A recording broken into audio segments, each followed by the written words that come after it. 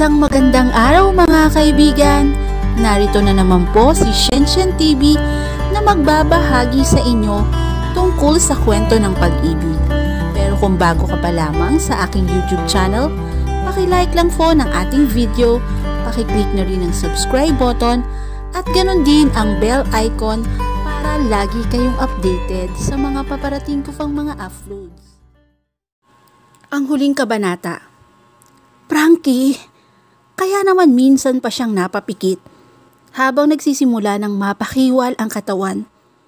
Mahal kita, mahal na mahal kita, hanggang tila nawala na sa sariling nasasambit na lamang niya. Ang mga kiliti at sensasyong nililikha ng palad nito sa kanyang kaibuturan ay parang hirap pakitunguhan, bagamat kay sarap naman sa pakiramdam. Mahal na mahal din kita, Ivy. Saka sinakop na mga labi ni Frankie ang mga labi niya. Pagkunwan ay nagsisimula ng dumausdos pababa sa kanyang leeg ang mga labi nito. Napasinghap na lamang ang dalaga. Parang alam na niya kung saan hahantong ang mga labi ni Frankie. Ngunit wala siyang lakas ng loob na pigilan ito. Sa halip, umahon ang hindi maipaliwanag na pananabik sa kanyang kaibuturan, sa mga espekulasyong nabubuo sa kanyang utak. Kung saan pahahantong ang mapusok na mga labi ng binata. Hanggang sa wakas, narating na nga nito ang nais patunguhan. Sakop na ng mga labi ni Frankie ang isa niyang dibdib, habang ang isa pa ay patuloy na sinasamba ng palad nito. Frankie, oh, kaya wala na siyang nagawa, kundi hayaang makalaya ang mga ungol at daing na kanina pa nagpapasikip sa kanyang paghinga. Habang ang mga daliri niya ay kusang napasabunot sa buhok nito, tila doon niya nais kumuha ng lakas dahil sa panlalambot na nadarama sa bawat paggalaw ng mga labi at palad nito sa kanyang dibdib. At ang sumunod pang mga kilos ni Frankie ay waring hindi na matandaan ni Ivy. Ang tanging alam niya, lahat na ay ginagawa nito sa kanyang katawan at gustong-gusto niya. Kaya kahit nararamdaman ng dalaga ang ganap na kahubaran ng mapangahas na hubarin ang mga saplot niya, walang pagtutol na nagmula sa kanya. At maya-maya pa, ang kahubaran naman nito ang nararamdaman niya na tuluyan ng dumadagan sa kanya. Frankie, minsan pa ay saglit na nahagilap ni Ivy ang hinahon. Napadilat siya at nagsalubong ang mga titig nila ng binata. Saka lang niya na-realize na huli na para pigilan ang iba pang kapangahasang gagawin nito. Mahal kita, sambit nito sa kamarahang kumilos. Ngayon lang ako nagmahal ng ganito, Ivy. Ikaw lang. Minsan pa itong kumilos. Mas marahas. Napahagat labi na lamang ang dalaga. Mas nakakarindi ang sumalakay sa kirot sa kanyang kaibuturan. Kahit na anong mangyari, tandaan mo. Pananagutan ko.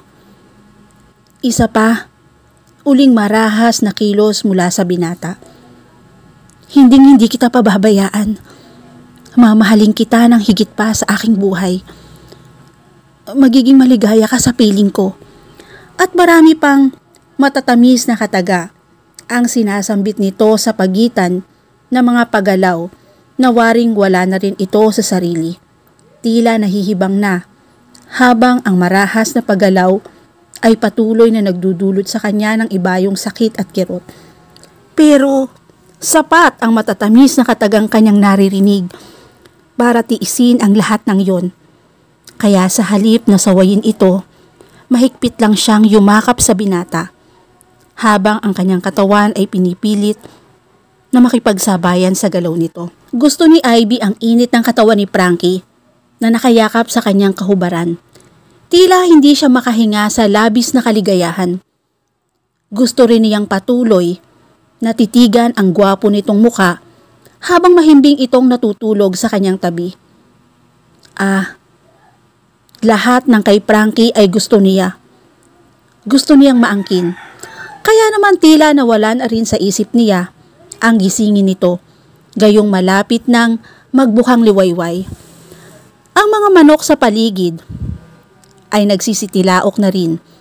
Nagsisimula ng lumiwanag ang paligid. Frankie, anong hiwaga ang hatid mo sa puso ko? Bakit ganito ang nararamdaman ko? Bakit parang ayoko nang malayo sa'yo? At sa kasidian na nadarama para sa binata, masuyong humaplos ang palad niya sa pisngi nito. Napapikit siya nang maramdaman ang init ng balat nito. Frankie, I love you. Hindi ko pa to nararamdaman sa kahit na sinong lalaking nakilala ko. Ivy. Ha? Gulat na napadilat ang dalaga. Kanina ka pagising? Masuyong tanong ni Frankie.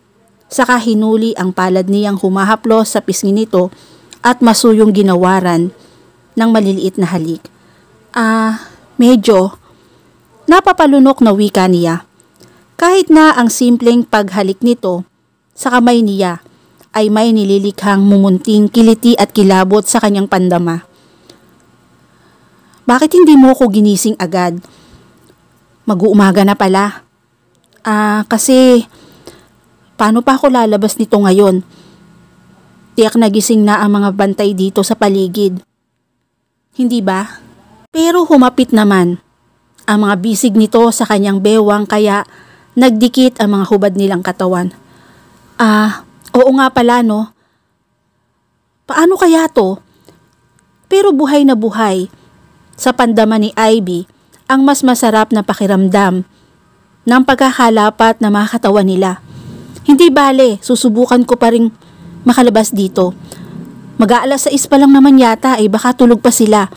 Pag kunway akmang bibitawan na ito sa pagkakayakap sa kanya. Humigpit ang yakap ni Ivy kay Frankie. Ivy, delikado na. Hindi kita mapapayagang umalis. Pero, Frankie, kung iyon lang simpleng nakita ka ng mga tauhan ni Ramil na kinakausap ako ay nakakainisan ka na nila. Di lalo na kung makikita nilang galing ka rito sa bahay namin. Sa silid ko pa. Ivy, hindi naman pwedeng manatili na lamang ako rito. At mamayang gabi ka na lamang umalis. Kapag ka madilim na.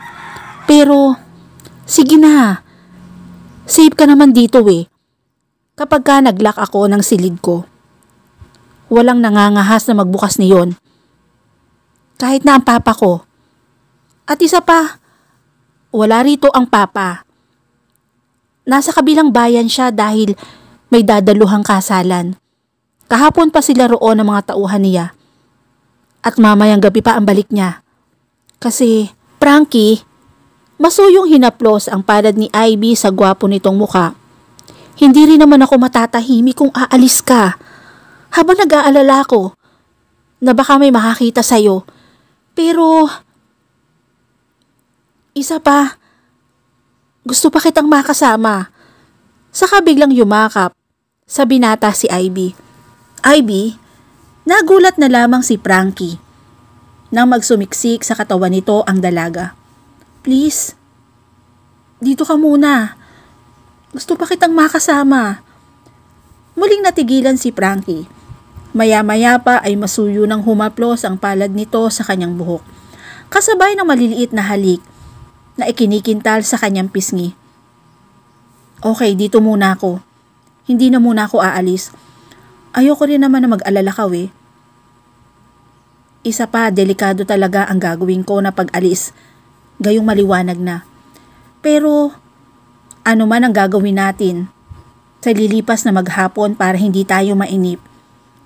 Hindi naman tayo pwedeng magkwentuhan na lamang, hindi ba? Baka maulinigan ng mga tao sa labas ang pag-uusap natin, hindi ba? Oo nga. Talagang baka may makarinig sa atin. Kaya nga, hihinaan na lamang natin ang pag-uusap ha.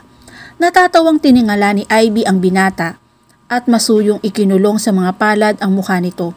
Pero maliban sa magkwentuhan, alam ko naman na may iba ka pang gustong gawin Hindi ba? Ha? Sabihin mo nga sa akin. Hindi mo ba naiisip yon? Naging pilya ang kislap ng mga mata ni Ivy. Ivy, at agad namang nakaunawa ang binata. Pagkunwan ay napangiti na ito. Oo, tama ka. May iba't pa tayong gagawin. May iba pa tayong maaaring gawin maliban sa magkwentuhan. At katunayan, kanino ko pa gustong gawin yun eh. Pagkawi ka niyon ay mabilis na kumilos ang binata. Iglap lang ay naidaga na nito ang hubad na katawan sa kanyang kahubaran. Frankie, napahingal si Ivy. Damang-dama na nga niya sa pagitan ng mga katawan nila ang bahagi ng pagkatao nito na sumisimbolo sa nararamdaman ng binata sa mga sandaling iyon. Ivy, kung ako lang ang tatanungin, parang ayoko na ring lumayo sa'yo. Gusto ko, ganito na lamang tayo. Kahit habang panahon, nararamdaman ko ang malambot mong katawan. Nadaharama ko sa aking dibdib ang pintig ng puso mo. At nalalanghap ko ang kabanguhan mo. Sa kaginawaran nito, nang maliliit na halik ang kanyang pisngi, ang gilid ng mga labi. Habang nagsisimula ng kumilos, ang ibabang bahagi ng katawan nito. Frankie, napahingal na lamang si Ivy. Dama na niya ang pagpupumilit nito sa muling magkaisa ang mga katawan nila. At sa isang saglit, parang gustong nataranta ni Ivy. Baka maramdaman uli niya ang nakakarinding kirot na yon.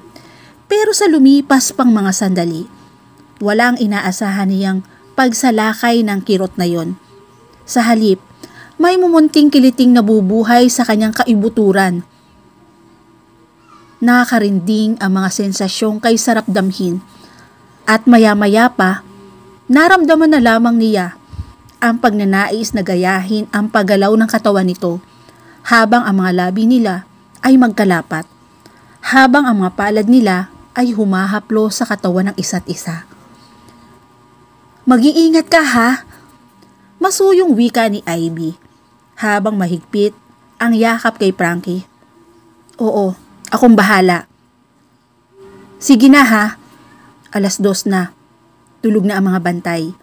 Wika ni Frankie. Pero sigurado ka ba na safe ka sa dinaraanan mo? O sa daraanan mo? Oo naman. Nakapasok na ako rito nang walang problema, hindi ba? Oo nga. Kaya lang... Shh! Basta huwag ka na lang mag-alala ha. Sige na. Isang maalab at mapusok na halik ang ibinigay nila sa isa't isa bago tuluyan. At sa pilitang kumala si Frankie kay Ivy. Paalam. Lumabas na si Frankie sa pintong patungo sa Teresa.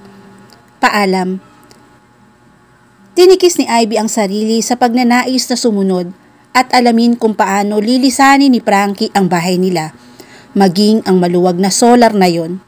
Sana naman, hindi siya makita ng mga bantay. Sana naman ay makauwi siya ng maayos. Nahiga na lamang siya at ipinikit ang mga mata.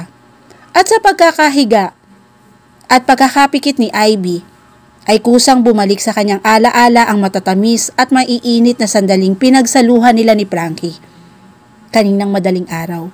At sa lumipas na maghapong iyon, na nagkulong lamang sila sa kanyang silid. Kay ligaya ng kanyang puso. Kanina habang maghapon lang silang nakahiga sa kama ni Frankie, magkayakap, nagbubulungan paminsan-minsan, ay naglalapat ang mga labi at paminsan-minsan din humahaplos ang mga palad sa kanyang katawan at ganon din siya.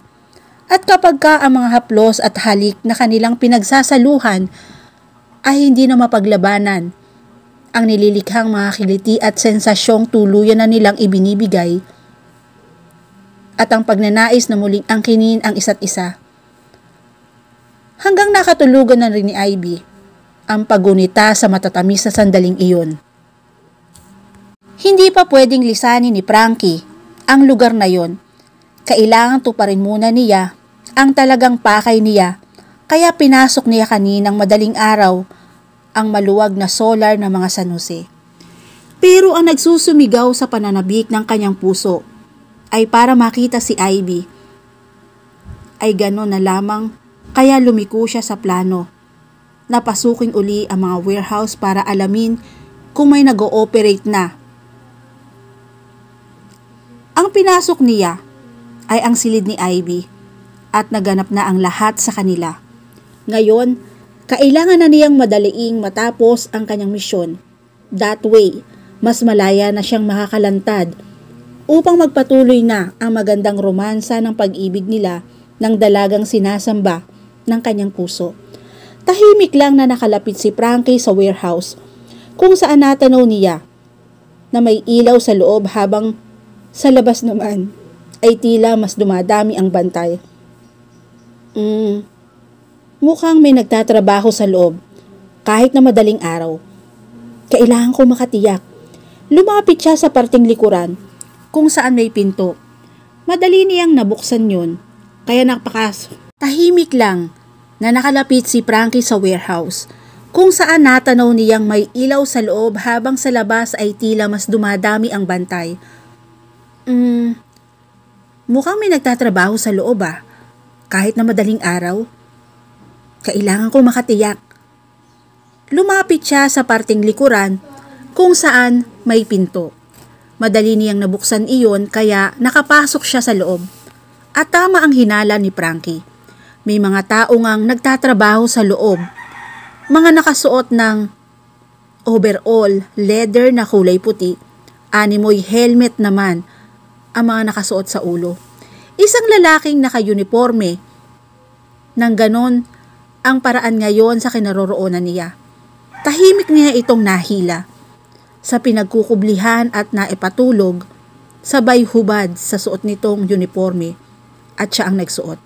Ilang sandali pa, humalo na siya sa mga taong nagpaparoot pa rito. Isang pinto ang kanyang pinasok, yon ang pinakalaboratory. Gamit ang maliit na surveillance na kamera na dala niya, ay palihim niyang hawak na nakuhanan niya ang mga aktibidades ng mga ito. At ilang sandali pa, kung gaano katahimik at kaingat siyang nakapasok, ganun din siya nakalabas. Ilang truck at army at SWAT team ang papasok ngayon sa bayan ng San Isidro na may mga backup din na pulis at ilang piling NBI agent, kabilang ang ilang piling tauhan ng The Iron Eagle. Ang unang sinalakay ng mga ito ay ang pasugalan at paweteng ni Don Edgardo na ginaganap sa isang liblib na lugar sa isang baryo kung saan hatid sundo ng dump truck ng munisipyo ang mga kubrador at kabo. Sa isang malawak na bukirin na may rest house sa gitna ang pinagdarausan ng bulahan ng wedding. Leche, anong ibig sabihin nito? Galit na galit si Don Edgardo na nagkataong naroon. Inaaresto namin kayo ni Don Edgardo sa salang pagiging wedding lord. Ano? Sandali! Bitiwan niyo ko. Huwag niyo akong pusasan. Pero wala itong nagawa kundi ang sumama sa mga umaresto. Ang sunod na sinalakay ay ang pasaklaan. Ang nagbabantay ng mga oras na yon ay sina Merto at Temyong. Sandali! Ano ba? Hindi niyo ko pwedeng arestuhin. Hindi naman kami ang isang malakas na bayo ng baril sa sikmura ni Merto ang nagpatahimik sa bibig nito. Hoy! Police brutality yan na! Protesta ni Temyong nang makita ang ginawa sa kasama. Ulol! Hindi kami pulis. Secret agent kami. Wika ni Maki na natimbrihan na ni Frankie na siyang bumanat sa kanya ng mga ilang beses. Bukas ang delivery ng shipment natin. Purong-puro na mga epektos. Kailangan mailabas natin ang malaking truck sa solar na ito na hindi maghihinala si Mayor San Jose kung anong kargada natin. Wika ni Ramil sa isa nitong tauhan. Don't worry, bossing. Akong bahala. Ikaw ang bahala? Ang bossing mo ang kawawa, ano? Biglang sumungaw sa pinto ng warehouse si Frankie. Nakatutok ang mahabang Armalite sa mga ito.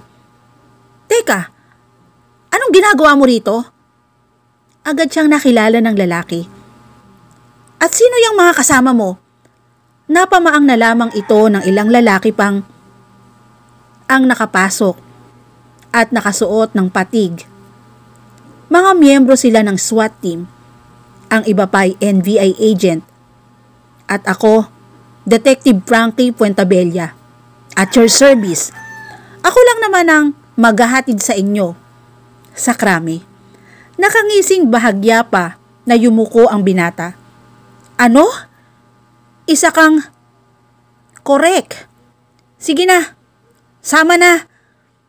Dinunggol niya ito sa dulo ng baril. Hindi. Ano ba? Hindi ako sasama. Oops. Wala kang magagawa.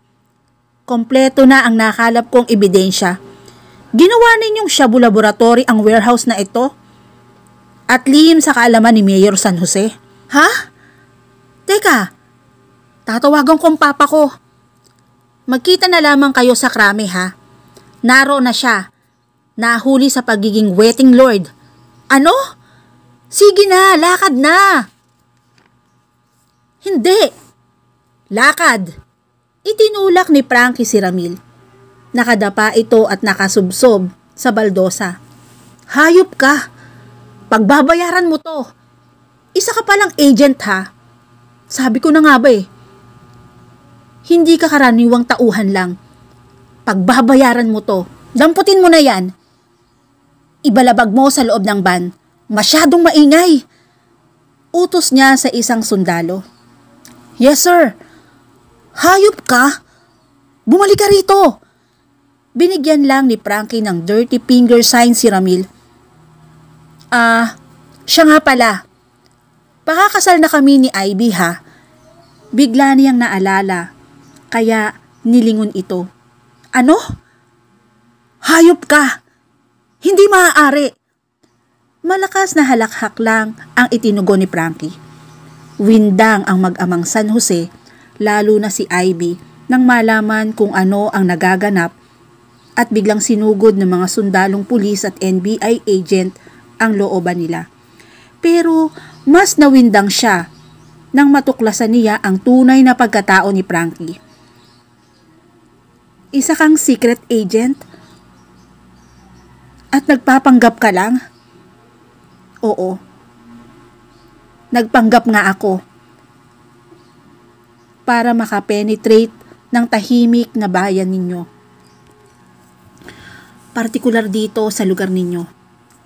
I have all the skills para ipagtanggol ang sarili ko sa anumang pananakit na gagawin sa akin. Pero hindi ko ginawa. Kailangang walang maghinala sa tunay kong pagkatao. Masuyong paliwanag ni Frankie nang magkaharap na sila. At pati ako? Pinaniwala mo? Hindi, Ivy. Iba ang sa atin. Totoo yun. Mahal na mahal kita. Napatutok sa noo ni Ivy.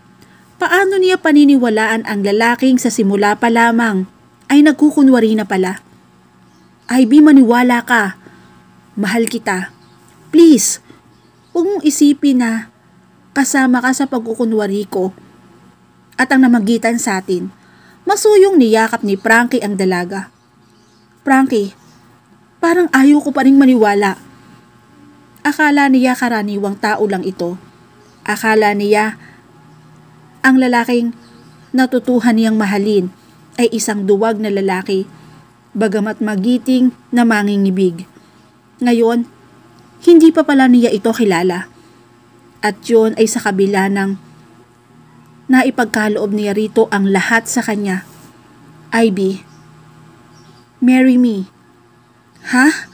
Nagulat siya sa sinabi nito.